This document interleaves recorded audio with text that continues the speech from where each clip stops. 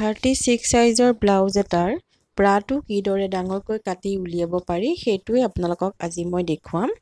এইটো আগৰ ভিডিঅ'টোৰ সেকেন্ড পাৰ্টটো হয়। আমি এখন কাগজ লৈ লৈছো আৰু কাগজখনত এই ব্ৰাটো কুনিয়াকৈ বহুৱাই লৈছো। কুনিয়াকৈ বহুৱাই ল'ব লাগিব, সমানকৈ বহুৱাই দিলে চেপেটা হ'ব। গতিকে কুনিয়াকৈ বহুৱাই ল'লে ব্ৰাৰ শেপটো বৰ সুন্দৰ হয়। কুনিয়াকৈ বহুৱাই লৈ একে ধৰণে যি ধৰণে আছে সেই ধৰণে আমি আঁকি ল'ব লাগিব। এয়া মই কাগজডোখৰ বহুৱাই পেলাই সেম টু সেম আঁকি ল'লো। এতিয়া কি কৰিব লাগিব, এয়া সেই এইকণতে আধা ইঞ্চি দি আৰু তলৰ ফাললৈ 2 ইঞ্চি আমি বঢ়াই দিব লাগিব। এয়া আধা ইঞ্চিৰ পৰা তললৈ 2 ইঞ্চি বঢ়ালো আৰু তলৰ ফালে আমি 2 ইঞ্চি এটা বঢ়াই দিব লাগিব। তলৰ ফালেও মই 2 ইঞ্চি এটা বঢ়াই দিলো আৰু এনেকে ৰাউন্ড শেপ দি ললো। এতিয়া আমি পেপাৰখন কাটি ল'ব লাগিব। ইয়া তলৰ ফালৰ পৰা এনেকৈ ওপৰলৈ আপোনালোকে কাটি আনিব পেপাৰখন। ইয়া মই কাটি লৈছো।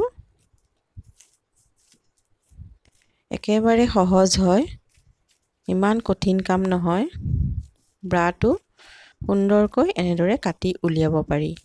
হৈ গ'ল। এতিয়া 2 আৰু 2 ইফালে,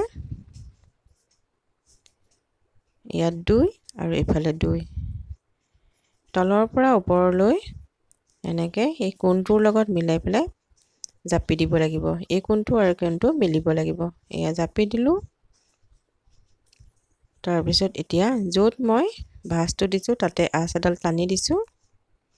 এইফালৰ পৰা আধা ইঞ্চি লৈ এনেকে শেপ দিলো আৰু ওপৰ ফালে এনেকে আধা ইঞ্চি লৈ মই শেপ দিলো। অৰ্থাৎ ঘূৰণীয়াকৈ মই শেপটো দি কাটি দিলো।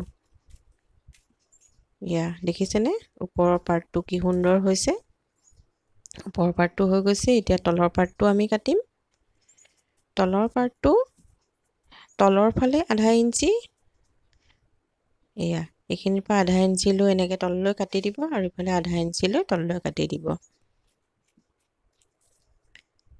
এয়া মই এনেদৰে কাটি ললো আৰু শেপটো হৈ গৈছে। আমাৰ ব্ৰাটো সম্পূৰ্ণকৈ কাটি লোৱা হৈ গৈছে। নেক্সট ভিডিঅ'ত আপোনালোকক মই ব্লাউজৰ হাতৰ ভিডিঅ'টো দিম। হাতটো কাটি ইয়াত দেখুৱাবলৈ নহ'লে ভিডিঅ'টো বেছি দীঘল হৈ যায়, গতিকে নেক্সট ভিডিঅ'ত দেখুৱাম।